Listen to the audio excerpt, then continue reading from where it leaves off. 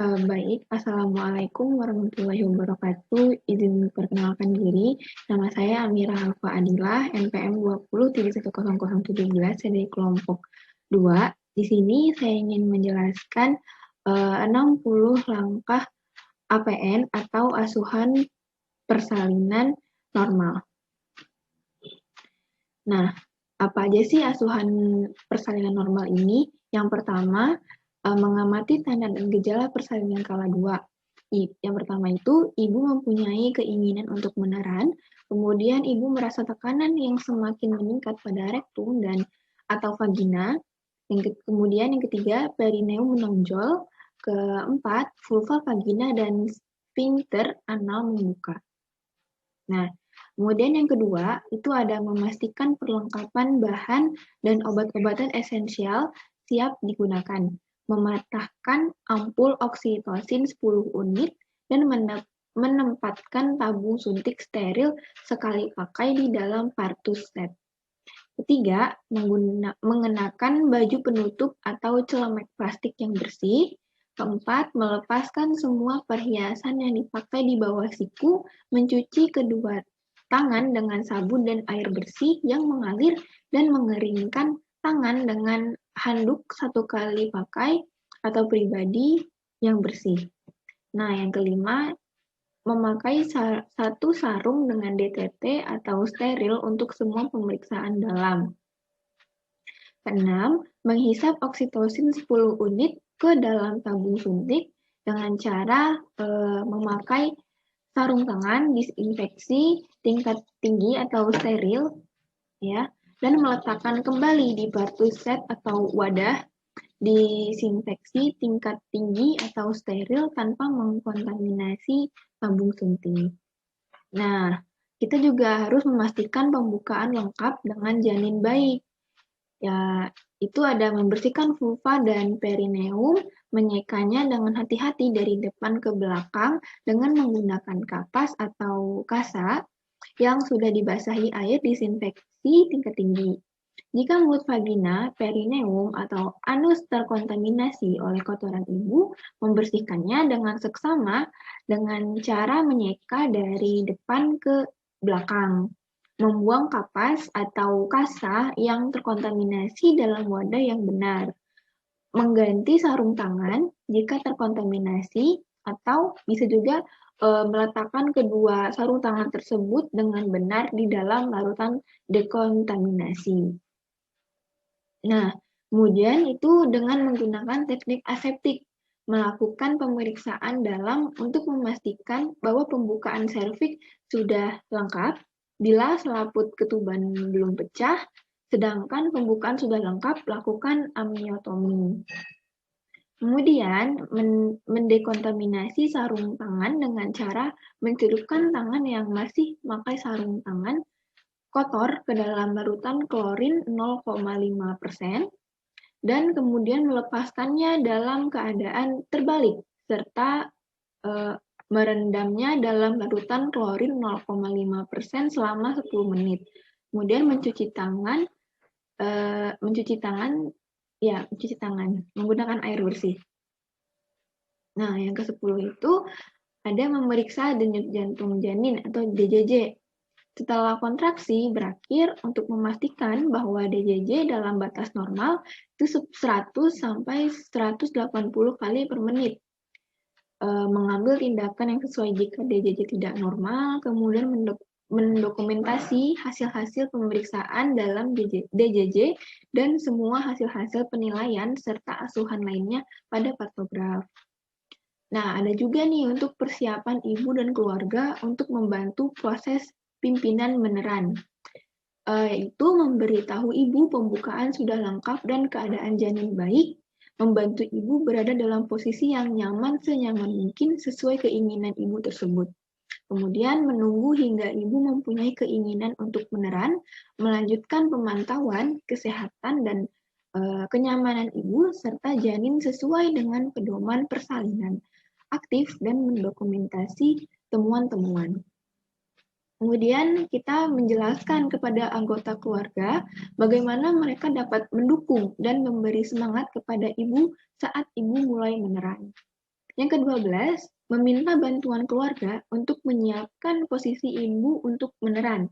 Pada saat ada HIS atau kita bisa biasa mengetahuinya itu kontraksi, bantu ibu dalam posisi setengah duduk dan pastikan ia merasa nyaman.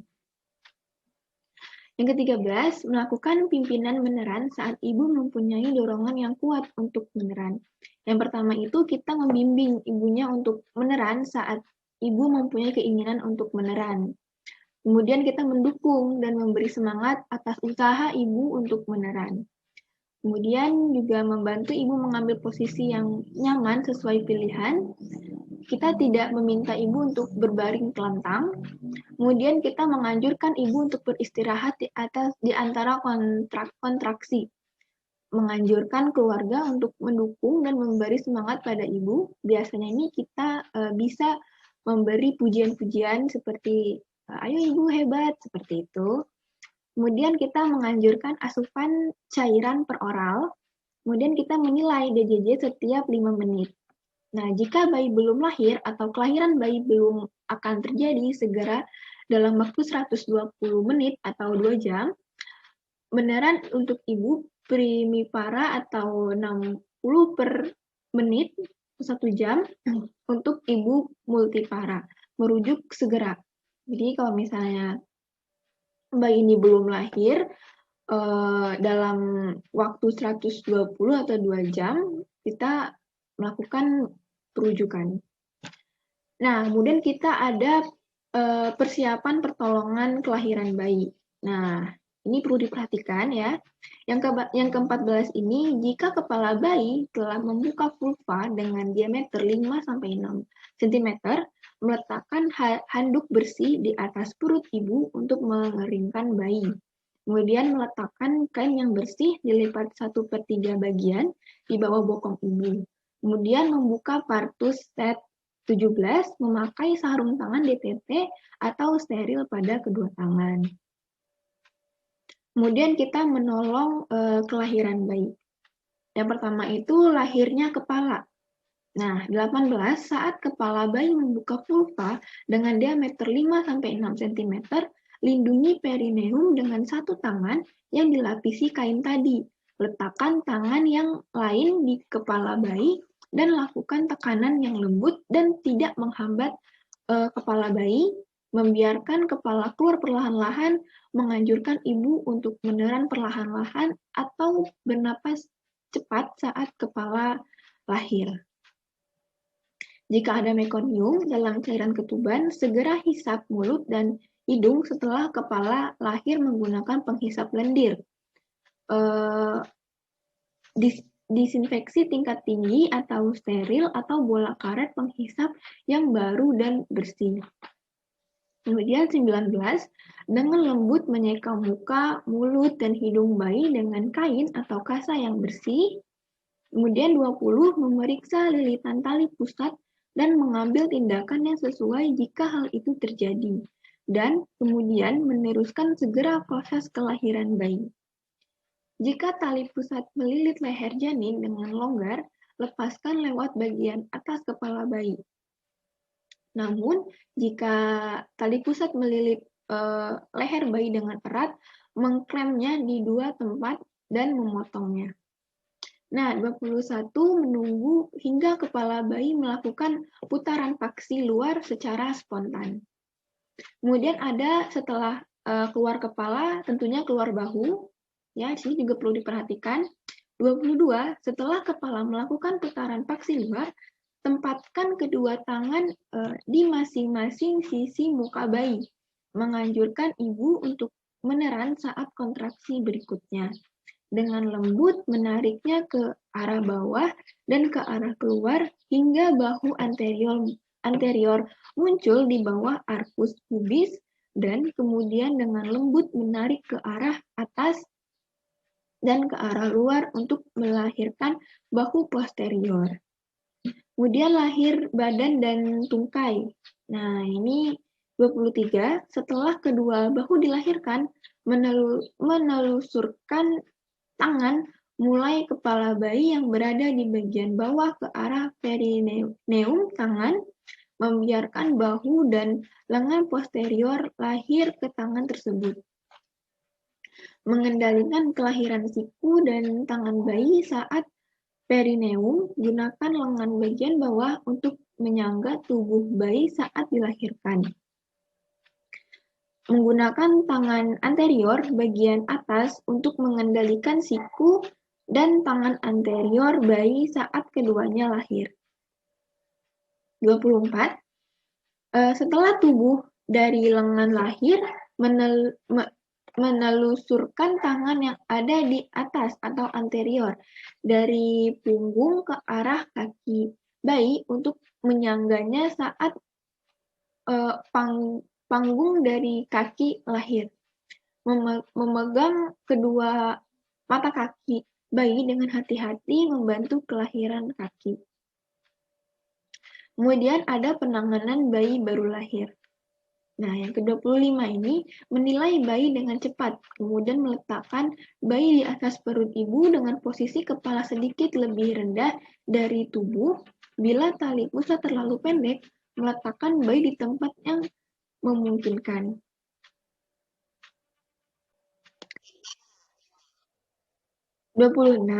Segera mengeringkan bayi, membungkuskan kepala dan badan bayi kecuali bagian pusat.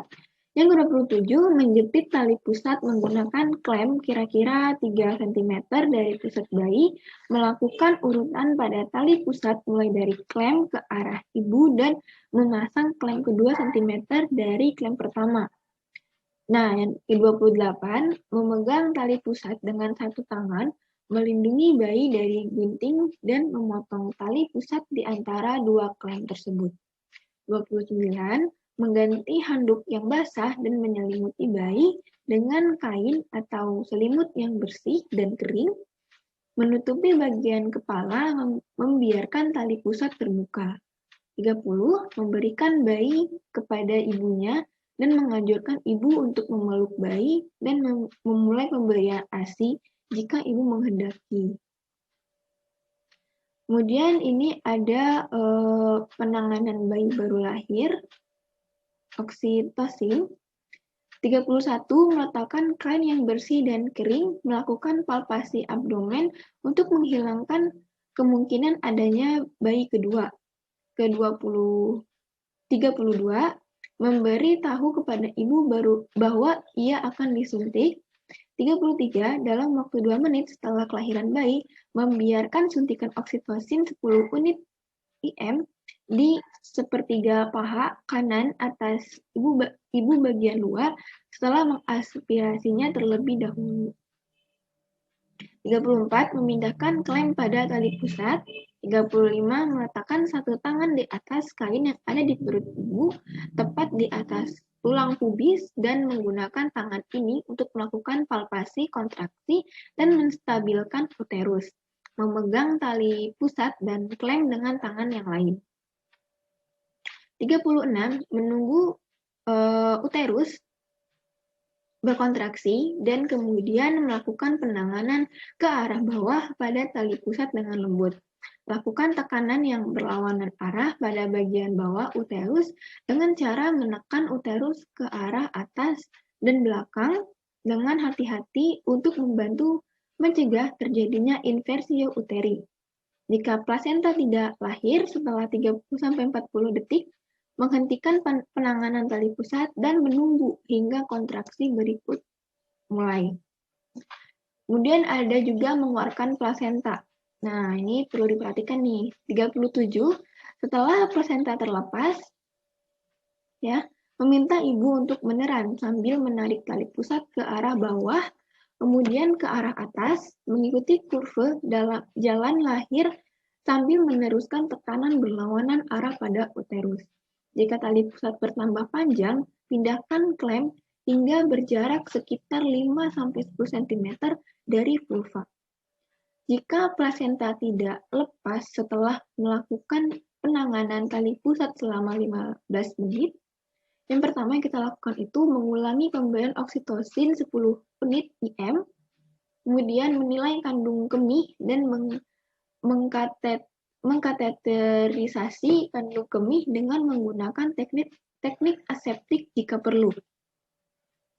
Kemudian meminta keluarga untuk menyiapkan rujukan, mengulangi penanganan tali pusat selama 15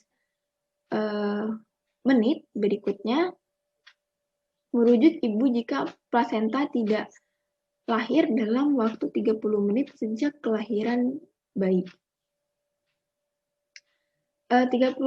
Jika plasenta terlihat di introitus vagina, melanjutkan kelahiran plasenta dengan menggunakan kedua tangan. Memegang plasenta dengan dua tangan dengan hati-hati, ya itu lebih jelas. Hati-hati memutar plasenta hingga selaput ketuban terpilih. Dengan lembut perlahan melahirkan selaput ketuban tersebut. Jika selaput ketuban robek, memakai sarung tangan disinfeksi tingkat tinggi atau steril dan memeriksa vagina dan serviks ibu dengan seksama. Menggunakan jari-jari tangan atau klem atau forceps dan forceps disinfeksi tingkat tinggi atau steril untuk melepaskan bagian selaput yang tertinggal.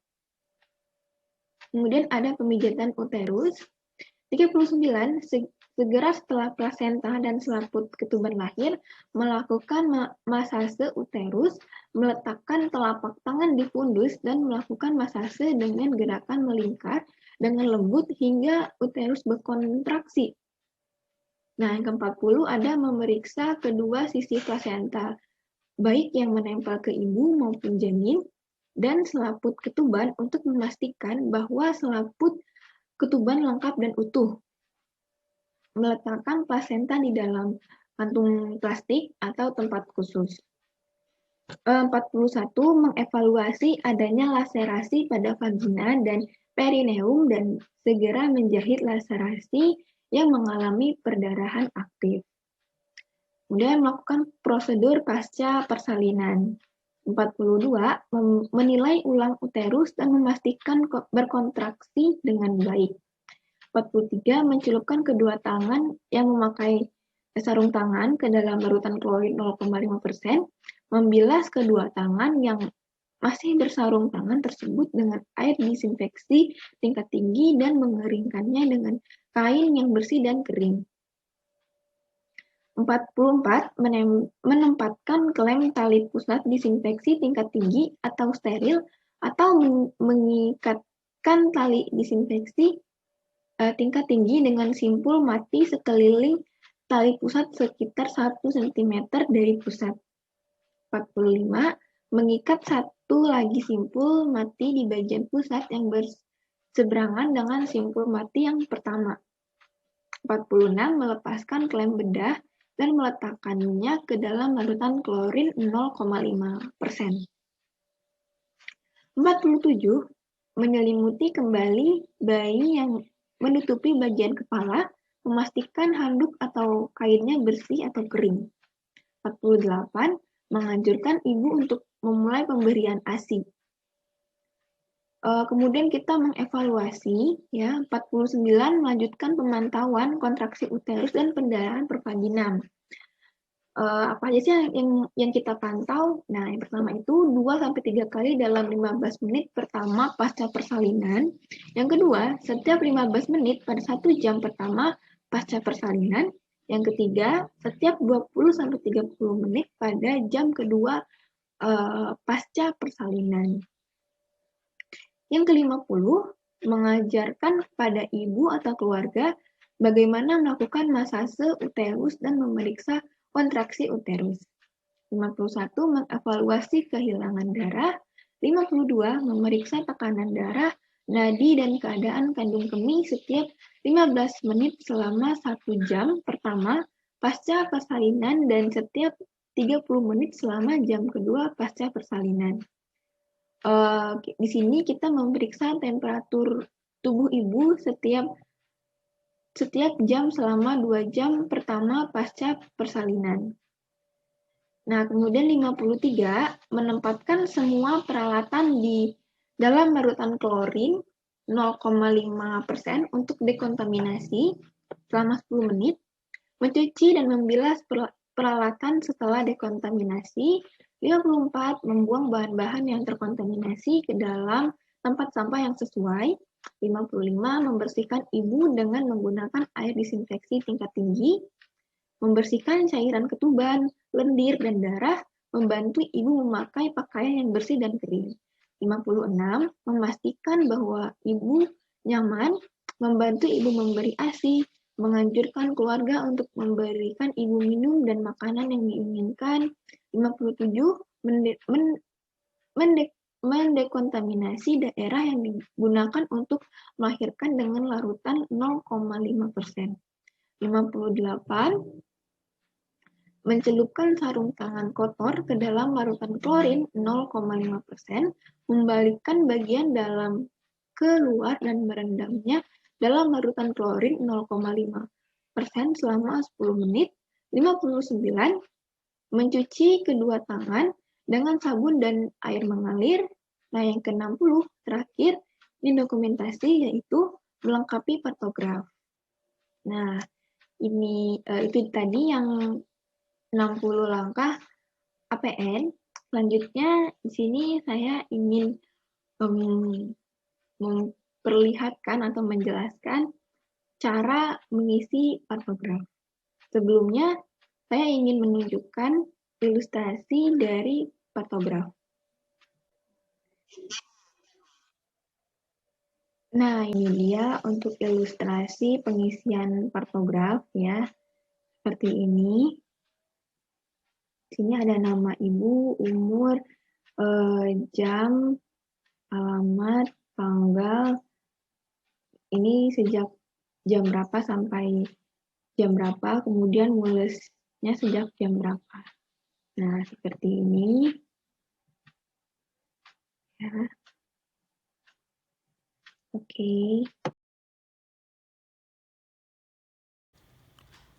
Baik, di sini saya akan memperagakan bagaimana cara penulisan pada pantograf.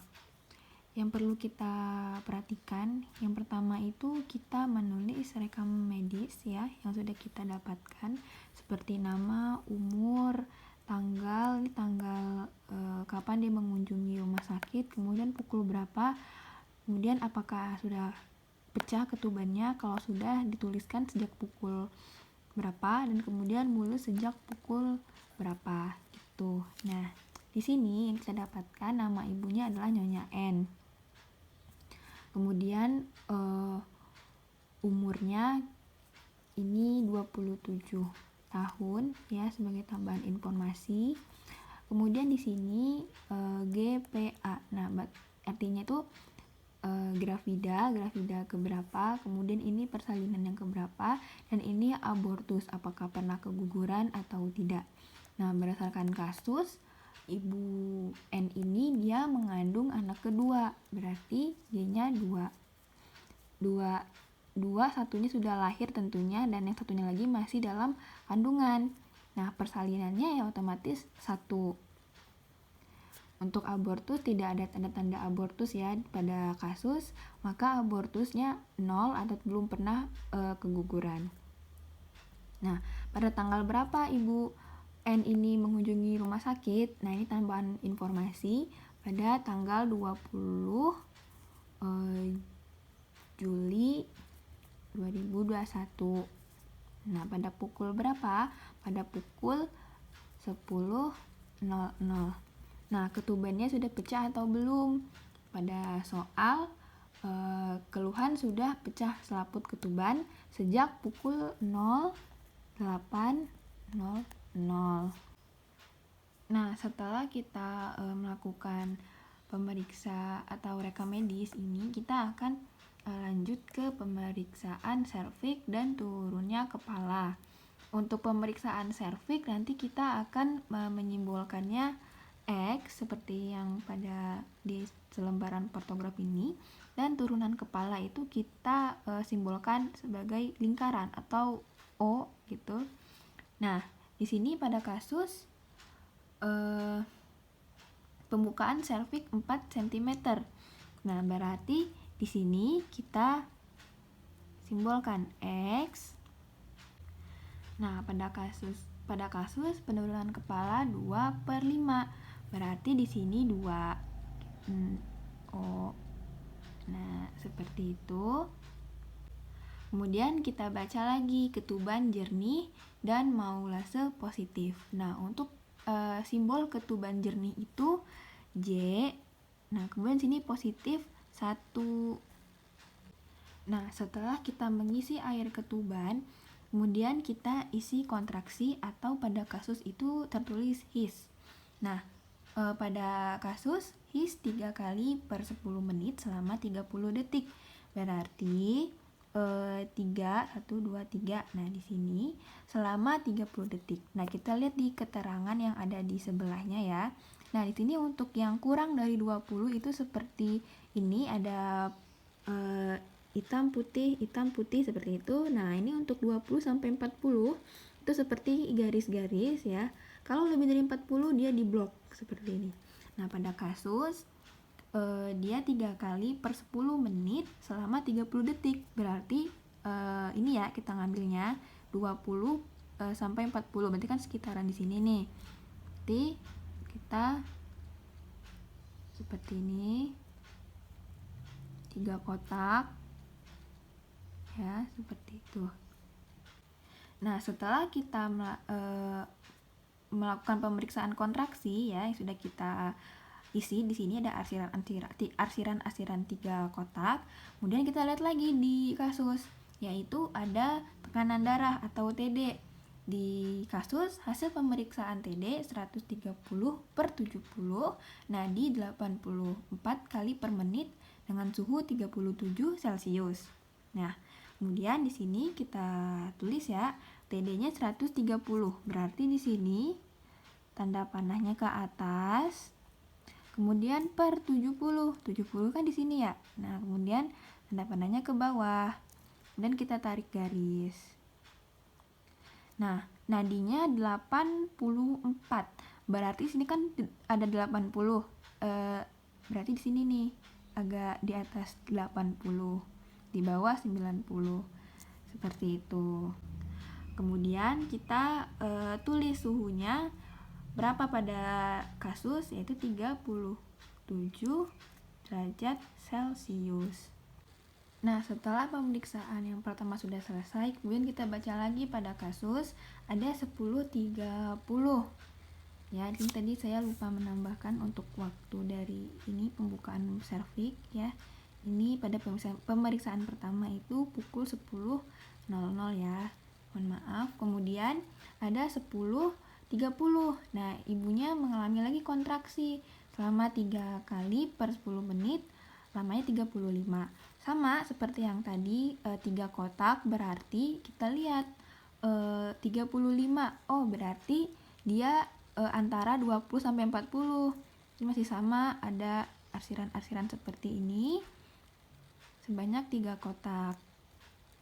Nah, kemudian pada kasus tekanan darahnya pada jam 10.30 itu tekanan darahnya itu dia 120. Sini ya, 120 naik per 80. Berarti di sini. Nah, kita satuin garisnya. Kemudian pada jam 11.00 mengalami lagi kontraksi 3 kali per 10 menit 40. Nah, berarti masih di sini ya. Kita arsir lagi seperti yang tadi. Nah, seperti ini.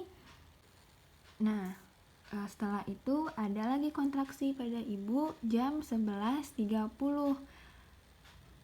Ini masih sama ya, masih ada arsiran karena dia masih 40. Masih sama. Nah, kemudian di sini pada jam 12.00 ada perubahan ya, yaitu 45. Nah, kita perhatikan di keterangan, ini kan lebih dari 40, itu dia di blok seperti ini. Nah, kemudian kita tinggal ngebloknya saja 3 kotak.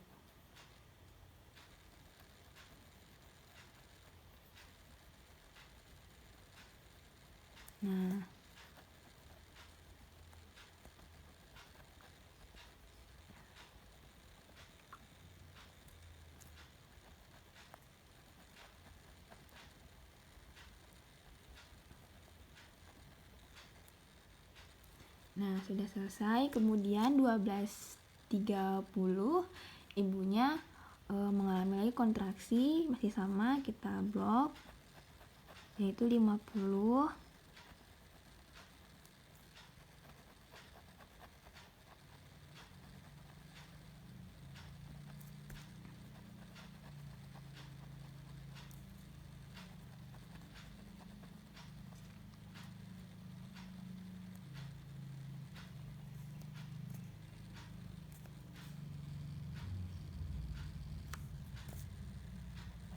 Nah, setelah itu ibu mengeluh ingin BAB dan tidak kuat menahan dorongan anak. Pada saat his atau kontraksi terlihat kepala janin dari kemaluan ibu, dan jam 13.00 lahir bayi laki-laki dengan berat badan 3.200, panjangnya 49 cm. Nah, sudah selesai untuk pemeriksaan atau penulisan partograf. Nah, di sini kita bisa ya menulis kapan bayinya lahir. Nah, di sini berarti bayi lahir spontan pada pukul 13.00, laki-laki, berat badannya 3.200 dan panjangnya 49 cm. Nah, sudah selesai. Baik, setelah kita melakukan partograf, yaitu kita akan mencatat persalinan. Nah, pada tanggal 20 Juli 2021, nama bidan Amirah, tempat persalinan di Puskesmas, alamat tempat persalinan Cibinong, catatan rujuk kala 1, 2, 3, 4, alasan merujuk ini tidak ada tempat rujukan. Nah, pendamping pada saat merujuk juga tidak ada karena tidak ada rujukan. Nah, pada kala 1, partograf melewati garis waspada tidak. Kemudian masalah lain sebutkan tidak ada masalah. Kemudian ke kala 2, episiotomi tidak. Kemudian pendamping pada saat persalinan suami, gawat janin tidak ada. Kemudian ada distosia bahu juga tidak ada, masalah lain tidak ada. Kemudian kita lanjut ke kala 3. Lama kala 3 itu sesuai yang di kasus, itu 7 menit. Pemberian oksitosin 10 UIM, iya. Pemberian ulang oksitosin 2 kali, tidak. Penegangan tali pusat terkendali, iya. Kemudian ke masasep undus uteri, iya. Plasenta lahir lengkap, iya. Jika tidak plasenta tidak lahir lebih dari 30 menit, tidak. Laserasi, tidak. Jika laserasi perineum derajat 1, tindakan tidak dijahit. Kemudian atonia uteri tidak. Jumlah pendarahan 250 ml. Masalah lain tidak ada. Kemudian bayi baru lahir, berat badan 3.200 gram, panjang 49 cm, jenis kelaminnya laki-laki. Penilaian bayi baru lahir baik, bayi normal. Tindakan mengeringkan, menghangatkan, rangsang taktil, bungkus bayi dan tempatkan di sisi ibu juga ya. Aspeksia ringan ini tidak. Kemudian cacat bawaan tidak ada, hipotermi tidak ada, pemberian ASI iya, waktunya sesegera mungkin tidak. Nah, kemudian kita masuk ke kala 4 ya, waktunya 10.00, tekanan darahnya 130/70, nadinya 84, suhu 37 Celcius, tinggi fundus 33 sampai 37 cm, kontraksi uterus yang pertama itu dia 30, kandung kemih, perdarahan tidak ada. Kemudian pada jam 10.30 ya, itu tekanan darahnya 120 per 80, nadi 86. Nah, di suhunya tidak disebutkan. Untuk tinggi fundusnya sama 33 sampai 37 cm. Kontraksi pada jam 10.30 itu dia 35.